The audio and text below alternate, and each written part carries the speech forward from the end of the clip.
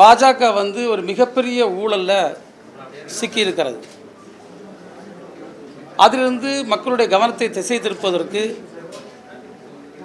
இந்திய பிரதமர் வந்து பல்வேறு வகைகளில் அவர் உண்மைக்கு புறம்பான செய்திகளை பேசுவதை தன்னுடைய வழக்கமாக கொண்டிருக்கின்றார், இப்போது கொண்டிருக்கின்றார்.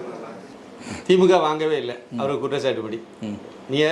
அதாவது திமுக வாங்காமல் ₹1 கூட அந்த தேர்தல் பத்திரத்து மூலமாக வாங்காமல் இருந்துட்டு பாஜக வாங்கியிருக்குன்னு சொன்னால் கொஞ்சம் அதை இனிமேல் எடுத்துக்கலாம்.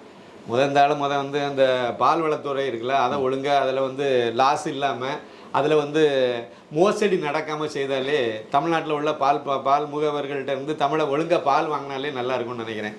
முக்கியமான இதில் இந்த விஷயம் விவாத பொருளானதுனால நான் இதில் 2 விஷயம் சொல்கிறேன். திமுக 639 கோடி ரூபாய் இந்த தேர்தல் பத்திரங்கள் மூலமாக வசூல் பண்ணியிருக்காங்க.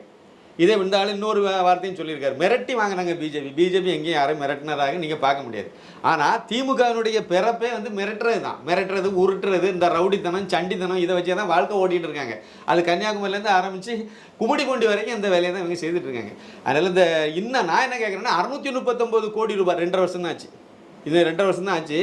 இப்போ இது எத்தனாம் தேதி வரைக்கும் உள்ளதுன்னு எனக்கு தெரியாது. நீங்கள் அந்த தேதி எடுத்து அநேகமாக 2 வருஷத்துக்குள்ள கணக்காக கூட இருக்கலாம். திமுக ஆட்சிக்கு வந்த பிறகு வெறும் 2 வருஷத்துக்குள்ளால 630 ஒரு மாநில கட்சி இது 639 கோடி ரூபாவை மிரட்டி வாங்கினாங்களா மிரட்டாமல் வாங்கினாங்களா சொல்லுங்கள். திமுகனாலே மிரட்ட தான் செய்யும், வாங்கினாங்க. சரி, அது ஒரு பாயிண்ட். மிரட்டிலையே எப்படி வாங்கினாங்களா? 639 கோடி ரூபாய் வாங்கினாங்களா? அது எப்படி வந்துச்சு?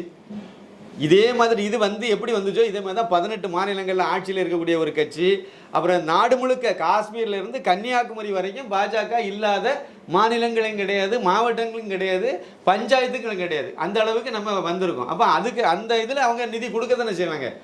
அப்புறம் முக்கியமான விஷயம், இந்த தேர்தல் பத்திரம் மூலமாக இந்த நிதி வாங்கினாங்கல்ல, அது சட்டத்துக்கு புறமானது கிடையாது, சட்டப்பூர்வமானது.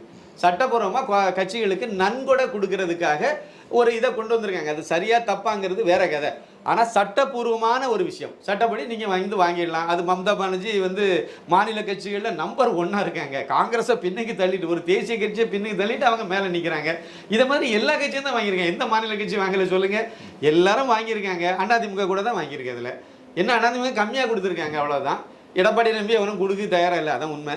இவங்க ஆளுங்கட்சிங்கிறனால திமுக மிரட்டி உருட்டி நிறைய வாங்கிக்கிட்டாங்க, அவ்வளோதான். இது வழக்கமாக நடக்கிற விஷயம் தான். அதனால் நீங்கள் அந்த பாண்டு, அதாவது தேர்தல் பத்திரம் வாங்குறது தப்பு அப்படின்னு நீங்கள் நினச்சிங்கன்னா அதை தேசிய அளவில் விவாத பொருள் ஆக்கி அதை அது வாங்கக்கூடாதுன்னு சொல்லி, நன்கொடை வாங்கக்கூடாதுன்னா நன்கொடை வாங்காமல் எப்படி அண்ணன் சீமானவர்கள் எப்படி நான் தமிழர் கட்சியை நடத்துவார் சொல்லுங்க?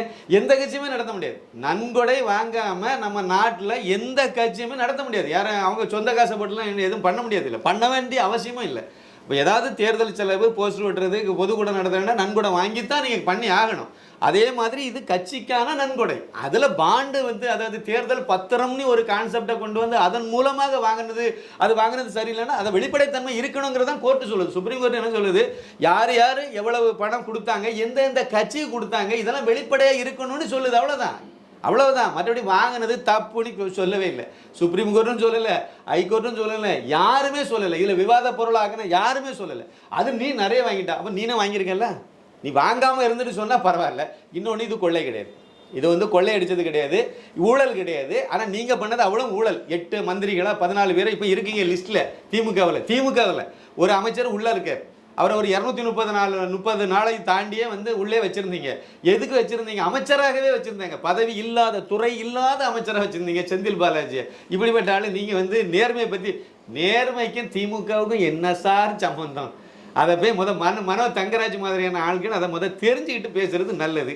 அது நானும் இருக்கேனே அப்பப்போ காணிக்கிறதுக்கு, திமுகவில் நானும் இருக்கேங்க காணிக்க, இந்த ஆள் எதையாவது ஒன்று சொல்லிட்டு கிடப்பாரு. அதை மாதிரி தான் இதையும் சொல்லியிருக்காரு. அவ்வளோதான். இதுக்கு மேலே இவருக்கு பதில் சொல்ல வேண்டியது இல்லைன்னு நினைக்கிறேன்.